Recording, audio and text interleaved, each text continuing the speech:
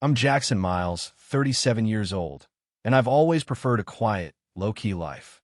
2 years ago, I bought a home in a seemingly idyllic suburban neighborhood called Willow Creek. It had that perfect charm: tidy front yards, friendly nods from neighbors, no intrusive rules, and a general air of peace. I could work from home, spend time tuning my classic Mustang in the garage, and not have to worry about anyone breathing down my neck. For the first few months, it felt like I'd found my slice of heaven. Technically, Willow Creek was part of a homeowners association, HOA, but it seemed more symbolic than anything else. I paid my dues, abided by the basic guidelines, and that was the end of it. Nothing about the arrangement bothered me, just the usual rules about trash pickup and lawn maintenance. People minded their own business. Life was smooth. But everything changed the day Linda Hargrave was elected as the new HOA president. From the moment I met her, something felt off. Her smile was tight, like it had been trained for public relations, and her eyes were sharp, scanning every porch and driveway with an intensity that didn't fit a casual neighbor. I brushed it off initially, thinking she was just eager to prove herself. But it didn't take long before her true nature surfaced. First came the notices. She doubled the HOA dues without warning, citing vague projects like neighborhood enhancement initiatives. Then came new rules: no clotheslines, mandatory approval for any exterior paint, and scheduled visual inspections of each property. Her self-appointed compliance team began patrolling the streets with clipboards, jotting down violations like overgrown grass or non-standard mailbox designs. The neighborhood atmosphere shifted from calm to cold overnight. I wasn't the type to take this lying down. I filed formal complaints, organized a community meeting, and tried to rally my neighbors. Most were afraid to speak out, worried about fines or being targeted.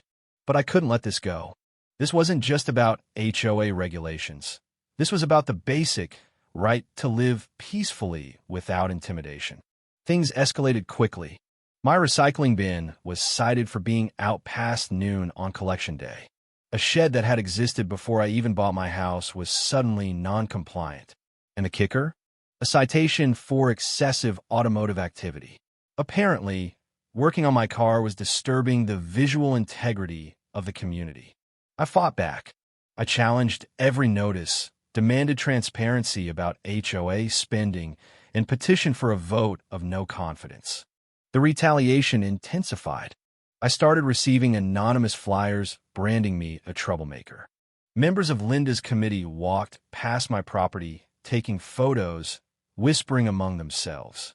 They even installed more surveillance cameras around the neighborhood, claiming it was for community safety.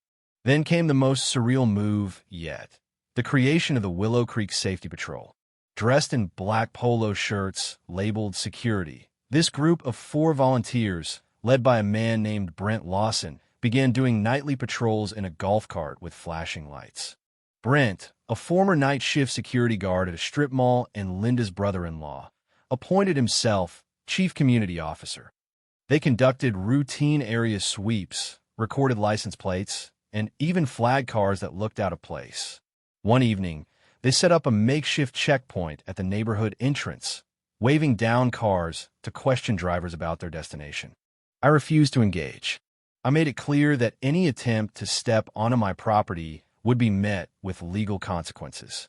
But that didn't stop Brent. One Thursday evening, I was returning home from work when a black SUV cut me off in front of my driveway. A flashing blue light mounted on the dash, and the words HOA Safety Enforcement stenciled on the side sent my stomach into knots. Brent stepped out wearing tactical pants, boots, and sunglasses. He approached my car, hand near his hip. "Mr. Miles, we receive a report about suspicious activity involving your vehicle. I'm going to need you to open your trunk." I laughed. "You're not law enforcement. You have no authority over me or my car." He narrowed his eyes. Failure to comply may be considered obstruction. Then he pulled a gun. Not a fake. A real, loaded handgun. I froze, heart pounding. "Put the weapon down, Brent. This is crossing a serious line." He barked another order. I reached slowly for my phone, placed a call to 911, and reported everything loud and clear. His face paled. Then the red light on my garage security camera blinked on. I pointed at it. That camera is recording everything. If you shoot, it's over for you. Brent hesitated, then slowly lowered his weapon. But it was too late.